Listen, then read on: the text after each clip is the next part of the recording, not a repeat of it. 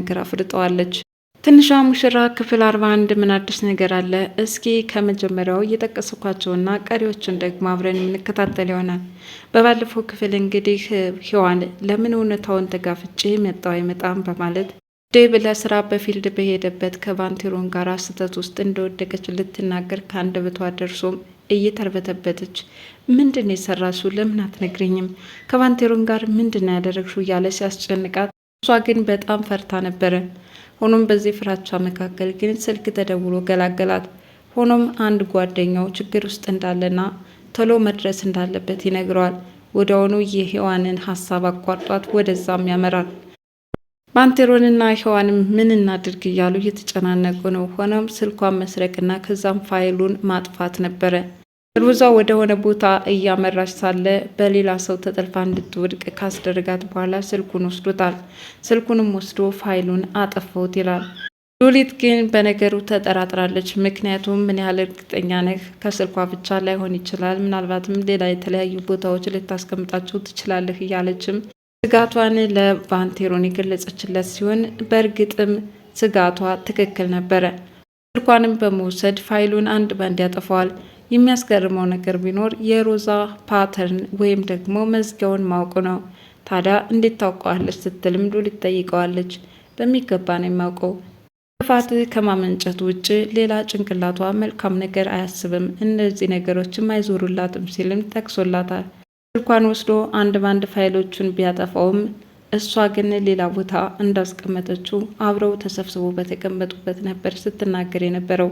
ሔዋንም በዴቭ ፍቅር አይኗ ታውሯልና ሉሊትን ይኸውልሽ በጣም አባቴ እየናፈቀኝ ነው ስትል ገልጻላታለች። አባቴ ስትይ ዴቭን እንደሆነ ገብቶኛል በማለት ከዴቭ ጋር ያላችሁ የፍቅር ግንኙነት በደንብ ጠንቅቃ እንደምታውቅም ገልጻላታለች።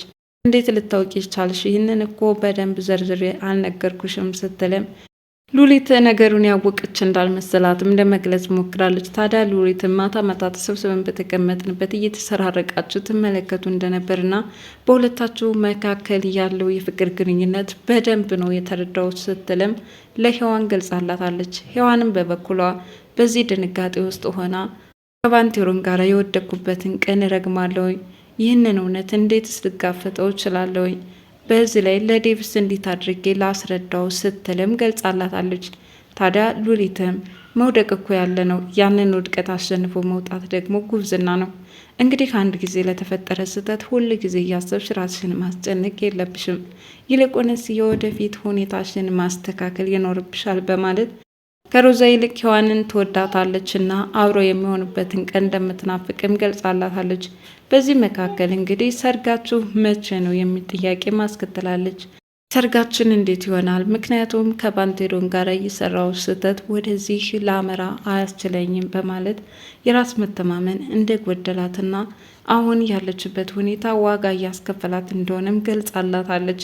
ዴቭም ከወትሮ በተለየ ሔዋን እየቀዘቀዘችበት መታለች። እንግዲህ ዘላ ትከመርበት ወይም የፍቅር መገለጫ ከንፈሩን ትስመው እንደነበርና አሁን ላይ ግን ከባንቴሮን ጋር በመጠጥ ተነሳስተው አብረው መተኛታቸውን ተከትሎ ከዴቭ እየራቀች መታለች። ታዲያ ይህ ነገር በፍጹም እየተገለጸለት አይደለም። ምንድን ነው የተፈጠረው? ሔዋን ለምንድን ነው ከኔ እየራቀችኝ የመጣችው? በማለትም ከራሱ ጋር ውዝግብ ውስጥ ገብቷል። ሮዛም በባንቴሮንና በሔዋን መካከል የሰሩትን ስህተት ማለት ነው ይህንን ቶሎ ለዴቭ ለመናገር በጣም ነው የተጣደፈችው። ምክንያቱም ሔዋንን ከዴቭ ለማራቅ የማታደርገው ነገር የለምና በመጀመሪያም አብረው እንዲተኙና እንዲሰክሩ ያደረገችው ራሷ መሆኑ ሁላችንም ልብ የምንለው ነገር ነው። ታዲያ ይህንን አጋጣሚ በመጠቀም በስልኳ ሰንዳ በመያዝም እያስፈራራቻቸው ትገኛለች። ቢሆንም ግን ባንቴሮን ስልኳን በመቀማት አንድ ባንድ ፋይሉን አጥፍቶ ወደ ቤት ሲመለስ ግን ስልኬን አምጣ፣ ፋይሉ መቼ አንድ ቦታ አስቀምጥና እኔ እንዳንተ የዋህ እመስልሃለሁ እንዴ? ስትልም ሌሎች የተለያዩ ቦታዎች እንዳስቀመጠቻቸውም ወዲያውኑ ተናግራለች። ተሰብስበው በተቀመጡበትም በዴቭ ፎቶ ትልክለታለች። ዴቭም ምን አይነት ፎቶ ነው የላክሽው ሲልም ጠይቋታል። ታዲያ ከፍተ ማየት ነው እንጂ አለችው። ቀጥታ ወደ ቴሌግራም ሲያመራ ሔዋንና ባንቴሮን ግን ሰውነታቸው በፍርሃት እየራደ ነው። ባንቴሮንና ሔዋንን የተሳሳቱበትን ፎቶግራፍ የላከች መስሎ ስለታያቸው ዴቭም እነዚህ ፎቶዎችን ሲመለከት የሰርጋቸው ፕሮግራም እንደነበረም ገልጾላታል። ታዲያ አጅሬት ሮዛም በቃ ካንተ ጋር ይቀመጥ ልጃችን ሲወለድ ያየዋል ስትልም እነሱን ለማስቀናት እየሞከረች ነው። በስቃይ ውስጥ ያሉት ሔዋንና ባንቴሮን ግን አሁን ያላቸው ምርጫ ሮዛን መደራደር ነበረ። የፈለግሽውን ያህል ገንዘብ እንሰጥሻለን፣ ሚስጥር አድርገሽ ያዥልን እባክሽም በማለትም ተማጽኗታል። በሌላ በኩል እንግዲህ ይህንን ገንዘቡን እንደ መደራደሪያ በመጠቀም ለእናቷ መጠለያ ቤት ልትገዛላትም እቅድ አወጣለች። ታዲያ ስልክ ደውላም ስትነግራት አሁን በቅርቡ ኮንዶሚኒየም እገዛልሻለሁ፣ ምንም ነገር እንዳታስቤ፣ ዴቭ እንኳን የነበርሽበትን ቤት ቢያስወጣሽ አሁን ግን የቤት ባለቤት ልትሆይ ነው ስትልም እናቷን በተስፋ አስደስታታለች። እናቷም የኔ ልጅ ጀግና ነሽ፣ እንደምታደርገው አልጠራጠርም፣ በጣም ነው የማደንቅሽ ስትልም አድናቆቷን ችላታለች። ሮንም ከሔዋን ጋር ስህተት ውስጥ ከገባ በኋላ ዴቭን የሚያይበት ሞራሉ ጠፍቶታል። አሁኑን ቤት እየመጣህ አይደለም በደህና ነው ወይ ሲልም ጠይቆታል። እሱም አይ ስራ እንዳላስፈታ ብዬ ነው፣ ምንም እንኳን እኔ ስራ ፈት ብሆንም አንተ ግን በነፃነት እንድትንቀሳቀስ እዚህ ቤት መምጣት የቀነስኩበት ይኸው ነው ሲልም ገልጾለታል። በስከ መጨረሻም ሔዋን እንዳትናገርባት ሮዛን እየተደራደረቻት ነው።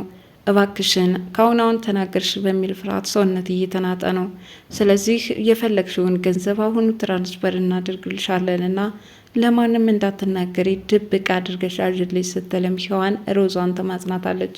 ሮዛም እኔም የምፈልገው ይሄኔ ነው፣ እግሬ ስር ተደፍተሽ ስትለሚ ማየት ለእኔ ህልም የነበር ከምንም በላይ አሁን የምፈልገው ገንዘብ ነውና ቶሎ ሸር አድርግልኝ እያለች እየተጠባበቀች ነው። ታዲያ ገንዘቡ ባሰበችው ደቂቃና ሰዓት ሊገባላት ስላልቻለ ልናገር የመጨረሻዎቹ ምዕራፍ ደርሻለሁ፣ እየጠበቅኩስ ነበረ፣ ይህንን እድል መጠቀም አልቻልሽም፣ ስለዚህ ጉድሽን እዘረዝረዋለሁ ስትልም ለሔዋን ክፉኛ አስፈራርታታለች። ዴቭ ከወደ ውጭ ሲመጣ በር ላይ ተደብቆ የሚሉትን ነገር ያዳምጥ ነበረ። የሁለታቸው ጭቅጭቅም ክፉኛ እየደራ መጣ። ስለምንድን ነው የሚደራደሩት? ሔዋን የሆነ ከባድ ሚስጥር አላት፣ ይህን እንድትደብቅላት ገንዘብ ሰጥሻለሁ እያለቻት ነው በማለት ከራሱ ጋራም እየተወዛገበ ነው። የሚጨቃጨቁበት ነገር ግልጽ ባይሆንለትም ብቻ ሔዋን ሮዛን ለማሳመን የምትሄድበት ርቀት በደንብ እየተገለጸለት መጥቷል። እንግዳውስ ሮዛ አንድ ባንድ መረጃዎችን ሙልጭ አድርግሽ አጥፊልኝ፣ ወይም አሁኑኑ ትራንስፈር አድርግልሻለሁ ስትልም ነገረቻት። ገንዘቡን አሁኑኑ አስገቢ እንጂ እኔስ በሚገባ መረጃዎችን አጠፋለሁኝ፣ የታዘዝኩትን ለመፈጸም ዝግጁ ነኝ ስትል ለሔዋን ገልጻላታለች። ሔዋንም እሺ በቃ አሁኑን አጥፊልኝ ያለች ብሩን ልታስገባላት እየተደራደሩ ሳለ ዴቭ ከፊታቸው ዱብ ይላል። እኔ ሔዋንም መርበትበት ትጀምራለች። ምን እያላችሁ ነው? ስለምን ድርድር ነው የምታወሩት? ሲልም ጠይቋል።